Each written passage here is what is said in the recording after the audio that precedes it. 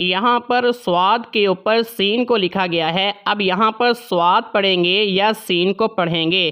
ایک بات میری یاد رکھیں، قرآن پاک میں ایسے 4 مقامات ہیں جہاں پر سواد کے اوپر سین کو لکھا جاتا ہے۔ آپ ہمیشہ نہ سین پڑھ سکتے ہیں نہ ہمیشہ آپ سواد پڑھ سکتے ہیں۔